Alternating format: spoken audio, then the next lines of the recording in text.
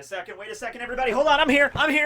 Hi, everybody. How you doing? Tekking and Barry back again with, The List! Yeah, I got a little bit sidetracked there with that little mini-series I was starting. That tends to happen. You ever notice that about me? I go off on a tangent, that tangent leads to another tangent, and before you know it, we're here talking about, like, a completely different series.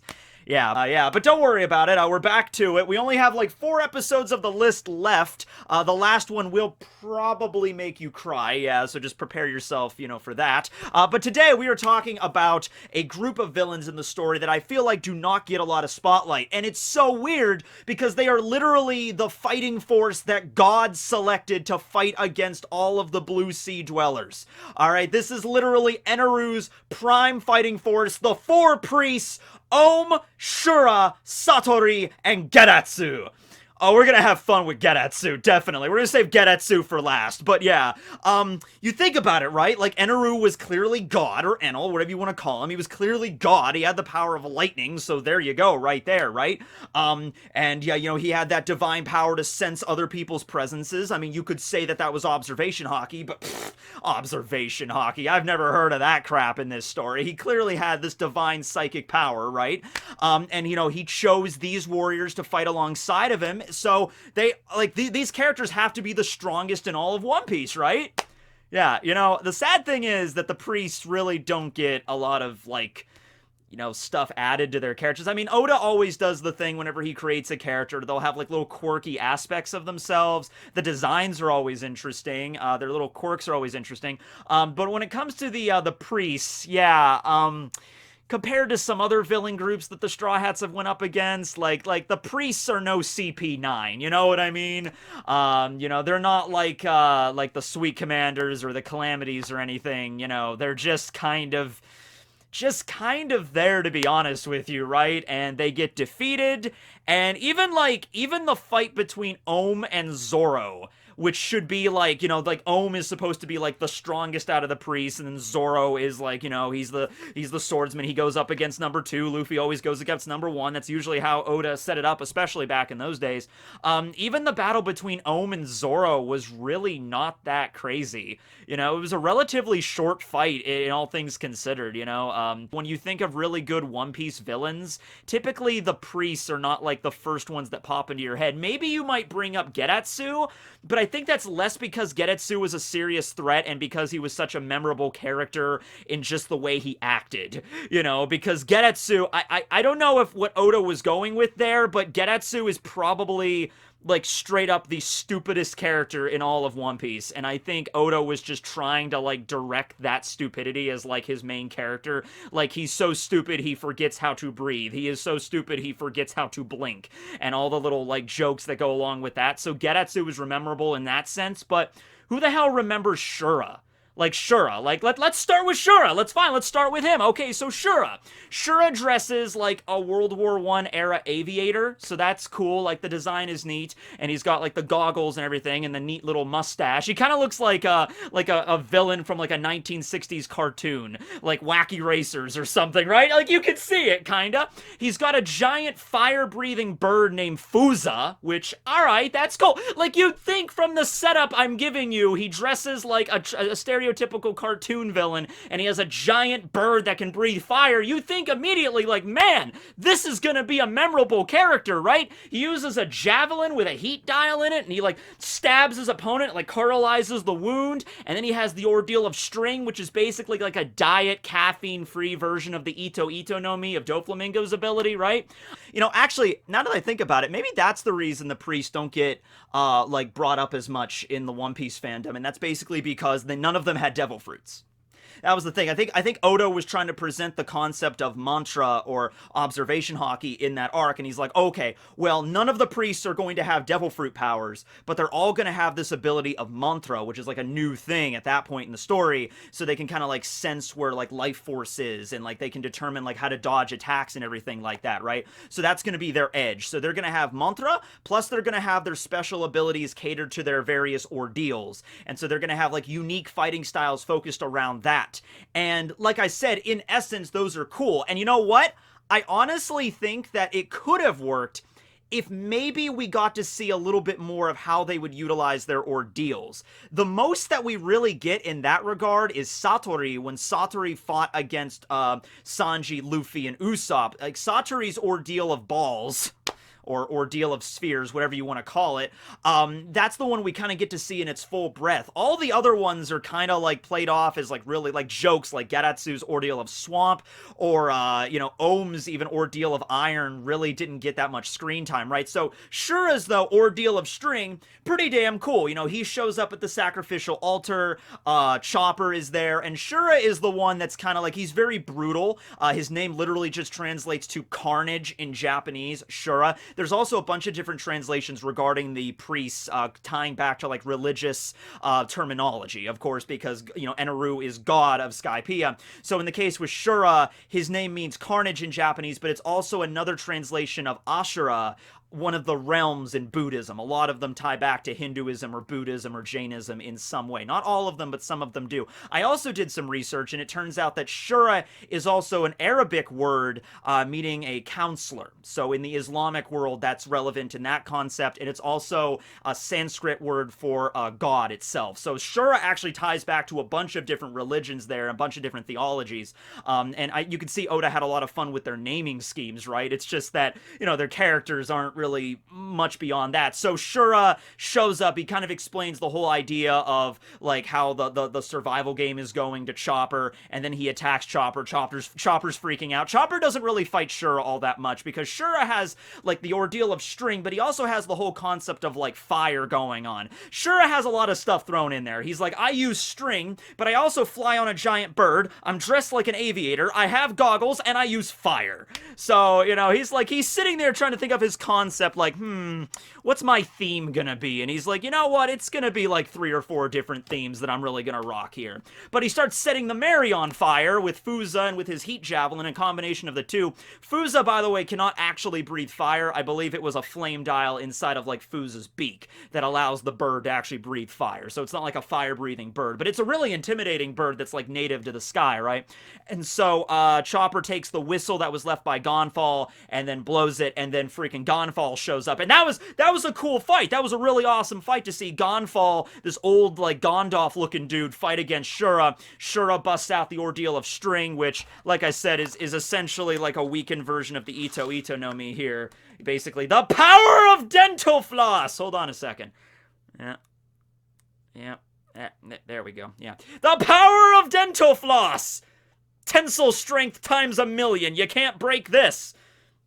You can imagine where that goes. You know, the string is very durable. It's razor wire, essentially. You can't pass through it, or you'll get caught in it, or to get trapped like a spider web. All the things that Doflamingo did, so just less cool, right? And so Gonfall ends up getting defeated by Shura, and then Wiper shows up, and then Wiper fights against him and uses the rejectile to straight up kill Shura. Like, Shura's dead, like, right? Like, I'm pretty sure he died, right? I can go back and check, but pretty sure he's dead. Okay, so I did just go back and check, and it's honestly a little debatable, because the only thing we have for the fate of Shura is that after he was the first priest to be permanently taken out during the survival game, because I think Satori was taken out earlier than that. But anyway, yeah, so he gets taken out by Wiper with the reject dial, right? Like a 10 times impact dial. And all we have remaining for that is that at the very end of Skypiea, it's mentioned, like, offhandedly by one of the Skypieans, like what's gonna happen with the priests? I'm like, oh, they will be banished to, like, the wandering, drifting clouds. You know, that's like a primary punishment in Skypiea. You get put on a drifting cloud and just get set out and just drift into the White Sea, and you'll never be heard from again, right? So they mention it offhandedly. That's what their intent is for the priests. But I don't think they actually mention, like, all the priests that are going to be banished. I don't think they specifically say, oh, Ohm, Shura, and Satori, because Gedatsu, they don't know where he is, because he fell through the cloud and he ended up in the Blue Sea world, and that ends into a cover story. We'll get to that later at the end of the video, but they don't expressly say, like, Ohm, Shura, and Satori will all be banished to drifting clouds. They just say it generally, like, oh yeah, Eneru's priests, they will be banished. I think that's all they say. They don't actually mention Shura. So for right now, in my headcanon, Shura's dead. Alright, because he looks pretty damn dead at the end of this battle with Wiper, okay? But like I said, like, I think this could have worked better if we got to see like each of the priests maybe use their survival games more, because the whole idea with the survival games and the ordeals were they had a different percentage survival rate. So in the case with Shura, it was 3%. You only have a 3% chance of surviving the ordeal of String and defeating Shura. Okay, well, I guess it doesn't really matter as much because we only got to see him use it really against Gonfall and then against Wiper, and then Wiper just immediately took him out. It's strange because, you know, Oda had a lot of stuff going on for Skypiea. Before Dressrosa, Skypiea was the longest arc in One Piece, I believe. If you don't count, like, Water 7 and Enies Lobby is, like, the same thing. But Skypiea was the longest before that. And involving that, I think that, like, there's so much stuff with Eneru and with the past, with Shandora and everything. And just, he's introducing, like, a whole new world in the White Sea and in the Sky Islands and stuff. So Oda has to introduce, like, those concepts and, like, dials and what island clouds are and all this other things. There's a whole different, like, history that these people have up there. And so for that reason, it's just like when we finally get to the battles with the priests, they're maybe a little bit rushed. I would have liked to see all of the priests, maybe not Satori, because we kind of got to see his ordeal of balls all, like, in its full fruition. But I would have liked to see Ohm use his ordeal of iron against a few more people to really kind of show how devastating it is. He used it against Chopper, but I think that was an off-screen thing. We didn't even really get to see the full effects of that with Chopper, and then Zoro fights him, and then Zoro wins, and then that's it. So Ohm really doesn't have much going for him here, and then Shura only used it twice. Satori used it in his full fight there. He's kind of the most developed, and then Gedatsu's was kind of just a joke. So you know what I mean. Now, also, we get to Eneru. When you finally get to Eneru and how devastating he is, remember that scene where Eneru just goes up against Zoro, Robin, Gonfall, and Wiper, and just, like, wipes them out really with little difficulty. I mean, yeah, there was the scene where Wiper almost, like, kills Eneru by stopping his heart with the rejectile, but then Eneru just gets back up and just beats them all down really with no problem. You get the impression of, like, why did Eneru even need his priests? Like, why didn't he even have them? You know, like, it seemed like he was pretty capable of taking care of all this stuff on his own, maybe just for entertainment really purposes. Like, honestly, like Eneru had no real idea, like, oh yes, my priests, they will defeat everyone. They are the strongest warriors in all of the sky. You know, I think it was honestly just maybe he might have said that to them to make them feel good, but really Eneru deep down was just like, they're literally here just for my entertainment.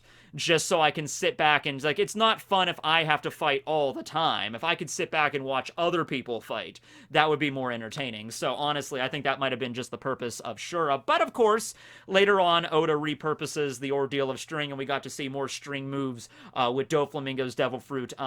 Funny enough, I think the first time we get to see Doflamingo's Devil Fruit ability shown was after Skypiea at Jaya when he was using it on Sarkis and Bellamy to make them fight. We don't get explained what it is or what the name of the fruit is for like 11 years after that, but that's the first time we get to see it right after the Skypiea arc. So maybe Oda was just like, man, I really want to use Doflamingo's string powers, but it's not the right moment in the story to use him, so I'm going to incorporate that into Shura and just to kind of like draw the whole concept of like string everywhere and like trapping people in it. Like, that would be really cool. And then we finally get to Dressrosa. Oda goes crazy with it, right, with the Ito no me, but right. So that's Shura. I mean, cool design and everything. Personality wasn't really there, and he had a cool bird, and yeah, he's dead now. Shura is definitely dead. We're going to just talk about Satori next. Satori and his mighty Ordeal of Balls!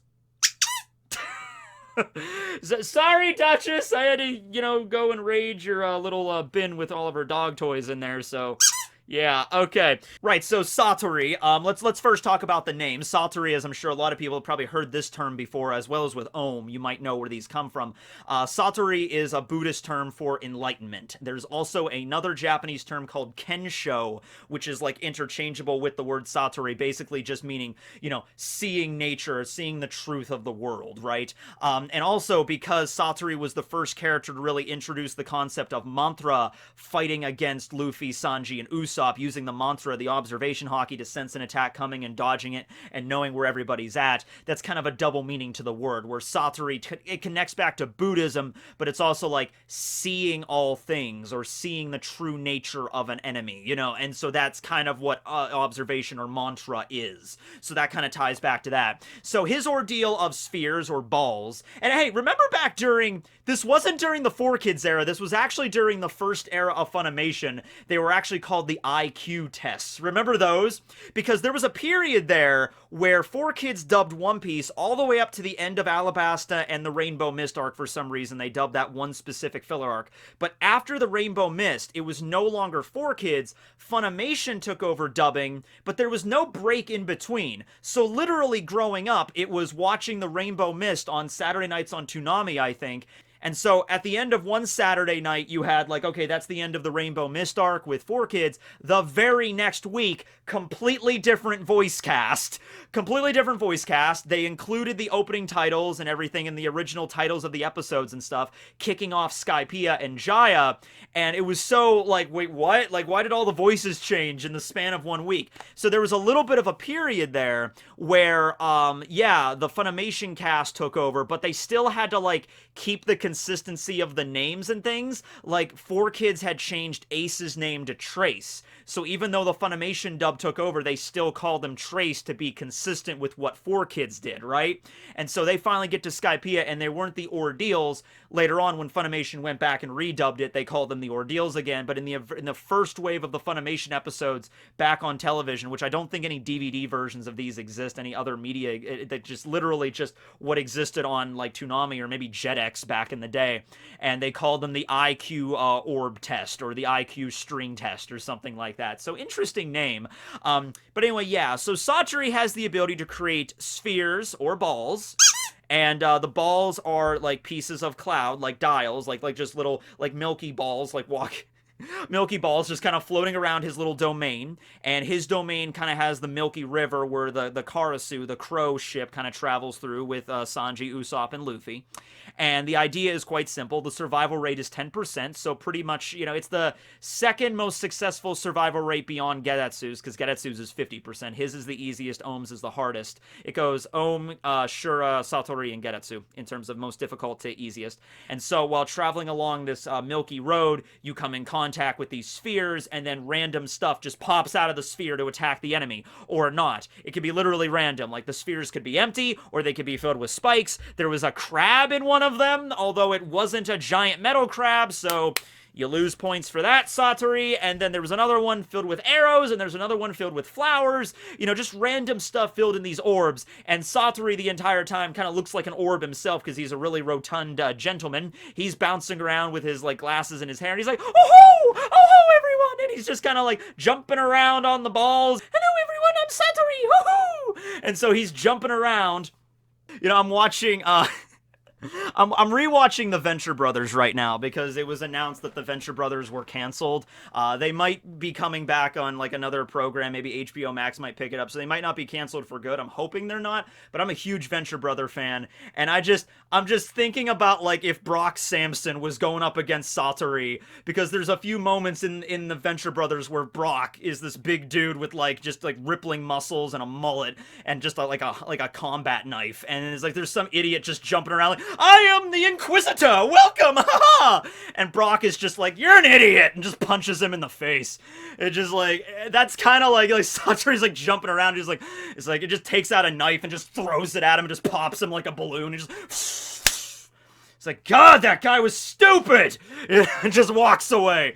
Yeah, so that's basically, like, Luffy's having a little bit of fun. Usopp's using his, like, magical, like, grappling belt, like, Usopp, on! He's, like, jumping around. But it finally ends with Sanji just putting the beat down on Satori, and it's beautiful. And Sanji has this line where, for some reason, I don't know why, this is just one of the lines in One Piece that I always remember. It's just one of the ones that stuck with me, where Luffy finally manages to restrain Satori. He traps him using his, you know, rubber body. He just wraps it around Satori's orb body.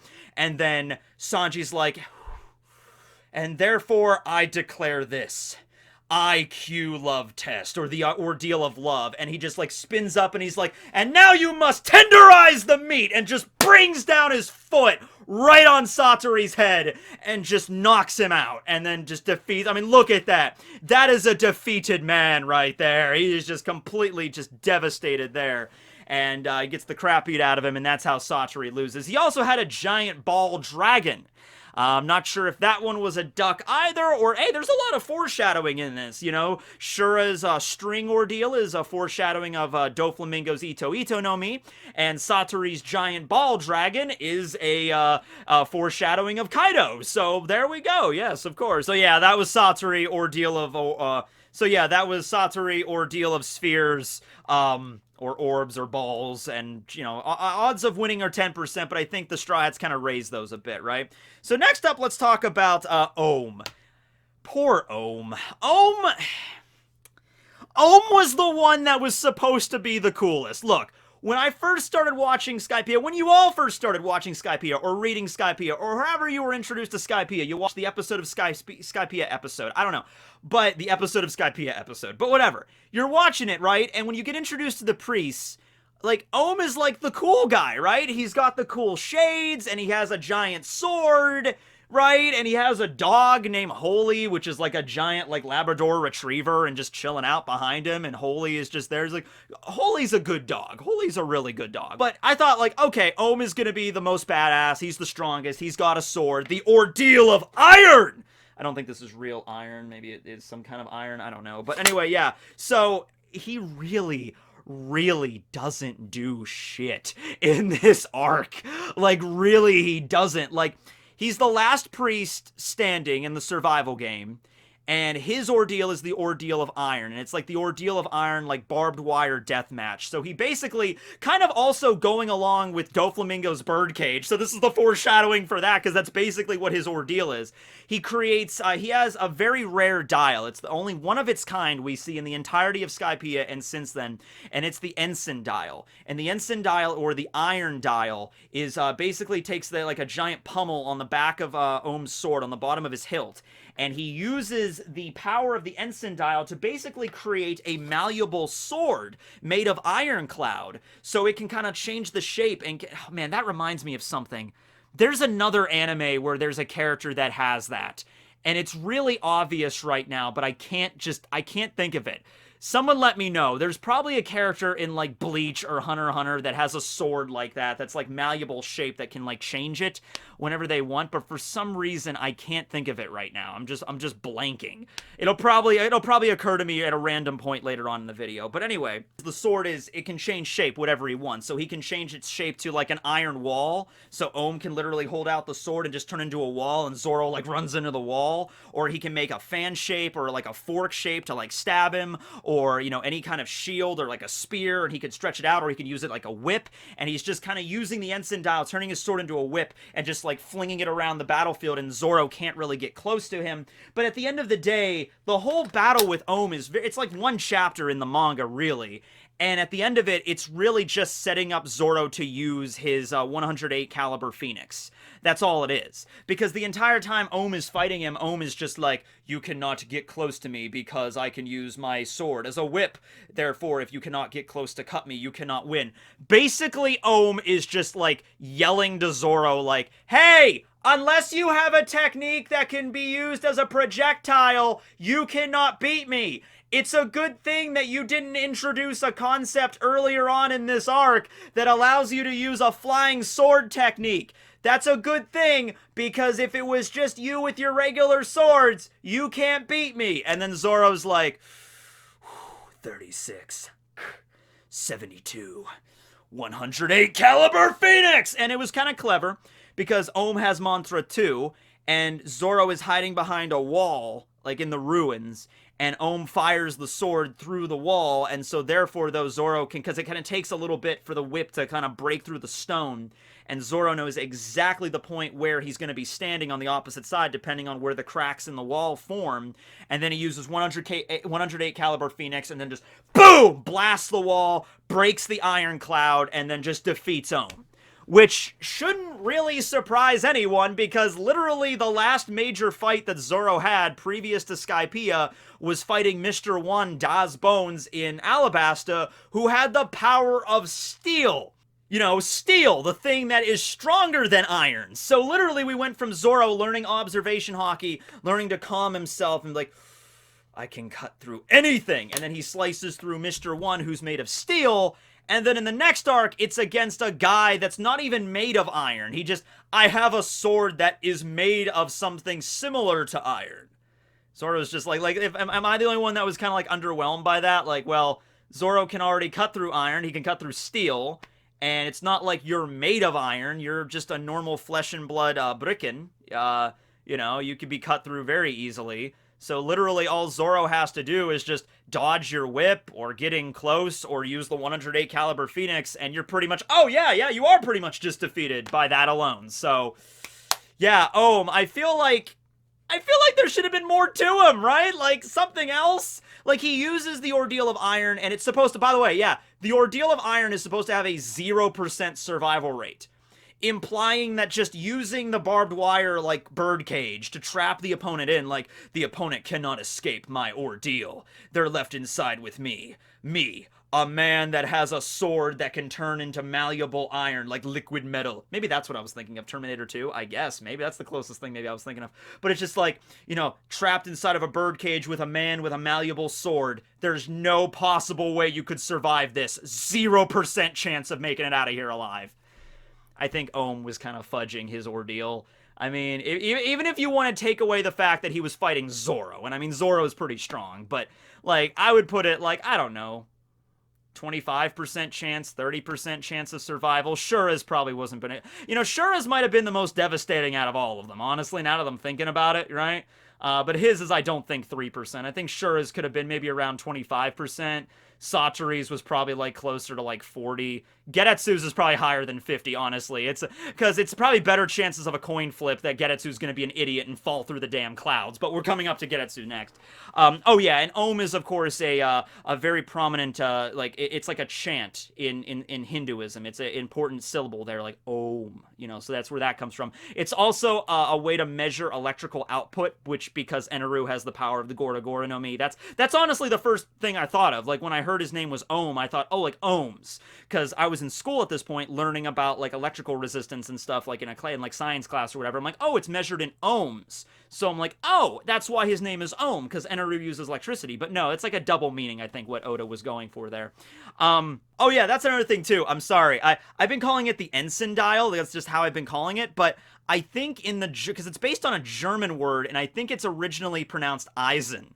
So it's the Eisen dial, and I think that's how Ohm actually does pronounce it. So I apologize for that. I always just see that word and I think ensign, but it's the Eisen dial. Eisen fan, Eisen fork, Eisen butter knife. That's Eisen spork. So yeah, that's the power of the dial, and named after one of the greatest villains in Bleach. I mean, come on now. I was expecting something cooler, but whatever. All right, so now we ended out with Gedatsu. Oh, Gedatsu. He is the most hilarious out of all of them, I'll give him that much, and he's the most memorable. And that's probably the reason why Oda didn't have him either killed or banished to the drifting clouds. Gedatsu, because of his own stupidity, actually falls through a swamp cloud because he has the ordeal of swamp, and I don't have... Yeah, I don't have a swamp just laying off to my side, so here's a picture of one, whatever. I'll just throw up a picture of Caribou. There we go. But it's like literally supposed to be a 50-50 coin flip of a chance that Gedatsu is gonna fall through his own cloud like a dumbass and pop out the other side and just fall down to the blue sea world, which is actually what happens. But Gedatsu is still very strong. Don't think of him as weak just because he's stupid. He has these jet dials attached to his elbows that allow him to do like a jet punch, like quite literally, like jet punch, boom, and he can blast people away very far. And he has like the skates, like kind of similar to the Shandorians, so he can kind of fly around and stuff like that. So he's very fast, and when he does connect, he is very strong, and he does have mantra and stuff like that. But Oda just, like I said, decided to make him extraordinarily stupid. When Chopper first met him, he's just standing there, and Chopper goes up to Gedatsu and like, "Are you one of those priests?" And Gedatsu just like does an inner monologue of like, "Yes, I am Gedatsu. I am the master of the ordeal of swamp. You can't possibly hope to defeat me. I am the one of the priests chosen by God Enel." But he's not actually saying any of it, he's just thinking it. And so he has to have one of his, like, one of the god's soldiers in the background, one of the goat soldiers, be like, "Master Gedatsu, you gotta move your mouth when you want to talk." Oh, that's right. How careless. And that's how is like his thing. Like, how careless every single time he forgets something. The things that he forgets to do should be like involuntary actions on the body, right? You know what I mean? So like, for example, you don't have to consciously think of breathing. I don't have to sit here and be like, make sure to breathe, Matt. Gotta make sure to breathe. That's kind of something the body kind of takes care of in and of itself. Also, blinking, it's like you don't have to consciously think, time to blink. Time to blink. So maybe that was the basis that Oda came up with. He was just thinking like, okay, what if like every involuntary action on your body he had to control manually, and he's extraordinarily forgetful.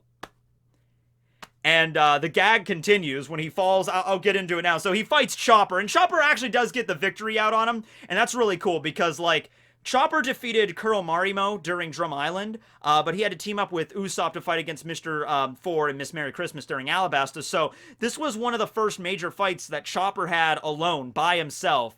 It was just happened to be against Gedatsu, so, he had an advantage there, definitely. Chopper was definitely rolling with advantage that day, and he uses Arm Point to, like, boom! I think he uses the Cloven Diamond to defeat Gedatsu and hits him really hard, and then Gedatsu falls, and he lands in his own Swamp Cloud, which the idea is you land on a part of the cloud that's, like, you fall into, and then you fall out the other side, and you go down to the Blue Sea. That's, like, supposed to be the Swamp Ordeal. But in the case with Gedatsu, he lands on it, and he sinks, and he's like, oh, no, wait, no! And he falls, and he ends up in the Blue Sea. And he lands on an island, which is Hot Springs Island, and befriends a local guy there, just a dude who's he's like trying to develop the island to build a hot springs resort. So he just falls from the sky and lands in a hole, and he's just like, huh? What am I? Where am I? And the guy shows up, and he's like with a pickaxe, and he's like, oh, hey, what's up? I think his name, he is the brother of Toto and the uncle of Koza from Alabasta. So I think his name is Goza or Gozo or something. And he shows up and he's just like, oh, hey, how you doing, man? And he just starts getting to work, and Gedatsu's like, what are you doing? And he can't even, like, Gedatsu can't even, like, cross his arms like this because he always forgets how to cross them. So he's always, like, doing this. Yeah, so, yeah, I don't know. And so, the guy's like, oh, this is where I work. I'm just trying to build a hot spring resort. You want to help? There's a shovel over there. And Gedatsu's like, very well then.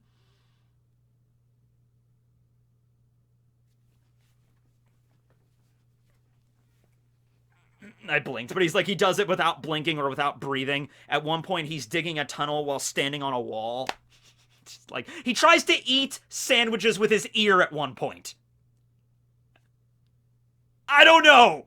But anyway, yeah, he helps him out. He helps Toto's brother out, build up the hot springs resort. He defeats it, typical standard anime stuff. He defeats a giant mole. They enlist the help of a monkey that's also a carpenter from the woods. They get a giant crab to ferry people from Alabasta to the hot springs resort on this island. We get to see Vivi and Pell and Igaram and every Terracotta again, like arriving at the island to do like a day of R&R, like a relaxation point. We get to see Koza and Toto again. It was cool, right? We get to see the, Alabasta cast again. And the end of the Blue Sea life of Gedatsu is just him sitting at the front desk of the hot springs, just sitting there, and he's like, oh, wait a second! I have a job now! Crazy! It's like, he forgot. It's like he landed on the Blue Sea, helped out this guy for like weeks, if not months, building up a hot springs resort, and then he works for a few days at the front desk before he finally realizes, I'm working at the front desk! How careless! But he's still working there to this day. I just find that hilarious. I find that funny, like Vivi. Like, from her perspective. Like, Vivi helps the Straw Hats fight against all of the members of Baroque Works and everything, and then she stays on the island, and then the Straw Hats go to Jai, and then Skypiea, and then Gedatsu gets defeated by Chopper, and then falls down, and then freaking Vivi arrives, and like, oh, this is great, I think his name is Goza. Like, isn't it great, Goza? Look at this island you've done, that's so great. And he's there, and he's like, yeah, I've been working on it for the last few weeks, but none of it would be possible without my new recruit here. And he, like, slaps Gedatsu on the back, and Gedatsu's like, probably the way that Gedatsu, he'd probably be like, oh, hi, nice to meet you, but he would be like the opposite end, like Vivi's over there, like, oh, nice to meet you, Mr. Gedatsu, and Gedatsu would be like, like shaking the air behind her or something, right? But it's like Vivi has no idea. She has no idea that this is a member of Eneru's priests, or that he was an enemy of the Straw Hats, or Chopper was the one that defeated him and dropped him. Like, she has no concept of that. It's just like, oh, well, that's interesting. Okay, well, it's a good thing that you had somebody to help you out. It's good to have people to help out with your passion projects, you know? And then they just go into the hot spring. I love that. But so yeah, Gedatsu, he made an honest living out of it at the end of the day. You know, he's dumb as doornails, but he managed to, like, put down a solid living. He's working there at the hot springs. You know, he's probably still there now. I can't see any reason why he would leave. And I'm sure it's a very successful resort. Maybe we'll even see him again someday. Maybe, who knows? And as for the other priests that ended up on the drifting clouds, they're probably dead from, you know, if nothing else, probably starvation or dehydration. It's kind of messed up, but we haven't, like, touched upon them at all. That's another thing, too. Like, Oda touches upon, like, what's going on with CP9. Like, we know where CP9's at right now. They've joined CP0. You know, what's up with a lot of, like, the people that, like Hachan from Arlong's crew. He gets reintroduced later as an ally. A lot of old enemies of the Straw Hats will be either turned allies, or we'll at least see what they're doing if they're not allies. The priests are one of those things where it's just like, we haven't found out anything about them since they were defeated. And it makes sense, because it's like they're up there on drifting clouds. Like, Oda's not going to, like, force them back into the story if there's no place for them. But that's the thing why I think people kind of just forget about them, is just like, oh yeah, the priests. They were, you know, they fought against the Straw Hats beat them, and then they're just gone. You know, Wiper defeated Shura, of course, but it's like, yeah, they're gone, and that's it, right? Maybe they might fall out of the sky someday. Maybe if Eneru ever shows back up, maybe he'll pick them up off the drifting clouds to aid him in his battle against the Blue Sea world, if that's what he's going to try to do. I don't know. I don't know, man. Or they might just be forgotten forever. That's another thing. But Gedatsu lives on. Gedatsu lives on. Oh, and Gedatsu's, yeah, his name, the Japanese term for Gedatsu can be read as moksha, which is another state of Buddhism and Hinduism, the freedom of the cycle of samsara. So you are no longer part of the cycle of reincarnation. You've kind of achieved self-enlightenment, self-actualization. And that's the reference there, moksha or Gedatsu in another translation. So there's the reference there. And so, yeah, Gedatsu kind of does do that. He breaks away from the cycle. He breaks away from the priests and Sky Islands, and he finds his own destiny, running the front desk at a hot springs resort. It's an honest living, right? I mean, he probably gets paid well, you know? Okay. Well, anyway, thanks for watching, everybody. This will be Tekking and Barry signing out, and we have 3 more episodes left for The List. Bye.